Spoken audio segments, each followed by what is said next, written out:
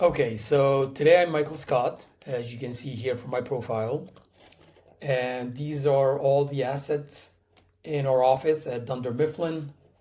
So this laptop belongs currently to Pam. This chair, Jim has it. And then we have this workstation, which belongs to nobody currently, it's just sitting around. I am going to switch windows right now. And this is my desktop, my account as Pam. And all I have in my possession currently is this laptop, this MacBook. And I need to request a maintenance on it because it's not working well. So I'll go to my requests and then I'll hit new request. The default request type is maintenance request, which is what we want currently, but we have two other options. We have return request and then we have new asset request. So we'll go ahead and do a maintenance request on our only asset right now. And I'll say my laptop is lagging and I can't do my work.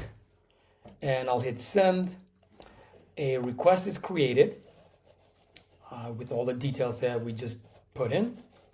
And then below the request, we have the timeline of when that request was created, who needs to approve it, what department, what person, etc., until it's finally approved or rejected. We can also cancel it. Let's say the laptop keeps working all of a sudden, and I'll just say cancel request, give a reason if I want to, but currently we'll just leave it as an active request. I'll switch my windows, go back to being Michael Scott, and here I'll see that I have a notification under approval section. So I'll click on that. I have this menu here that shows me requests that need my immediate response, requests that are in progress, and resolved requests from previous times when somebody made a request. And as an administrator, I can see all requests, even those that I'm not involved in, as either creating them or being responsible for responding to them. I can see them through here. But for the purpose of this demo, I'll just hit on need your response and I'll click on Pam's request. I can see some details on that request, but to learn more, I can go inside the request, see all the details, and then under the step that needs my immediate response, the step that I'm responsible for, I'll just hit respond and I'll say, yes, we can do that immediately. I can't even spell. So I'll just correct that. And I'll hit approve. And my step is done. So what happens next?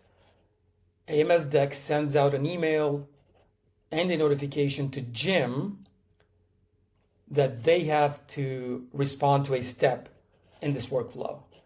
Also, me as an administrator, in this case a super administrator, the owner of this account, if Jim is out of the office or this request needs an immediate response, I can just click on respond as a super administrator and then approve it. But I'll stop here and end this demo, which I wanted to show you how requests are made, how they're approved, and if I quickly can show you how they're set up, I can go to settings, I can go to workflows, and for maintenance requests in particular, I can click edit so I can edit its steps. So if you can see that whenever somebody makes a maintenance request, the first step is approved by a department lead, which means the person who makes the request and the department they belong to, that department's department lead, if that makes any sense. And then the next step is approved by a specific individual. So I chose here to be approved by this person, Jim Halpert in this case. And then I can add more steps and either choose a department lead again or other specific individuals that are maybe higher up in the hierarchy that can approve these types of requests. And then department leads are set under the department section. In this case, you can see that the sales department that Pam belongs to is led by Michael Scott. And that's why the workflow that has department lead for a step the notifications for these requests are sent to Michael Scott because Pam belongs to the sales department and Michael is the lead of that department.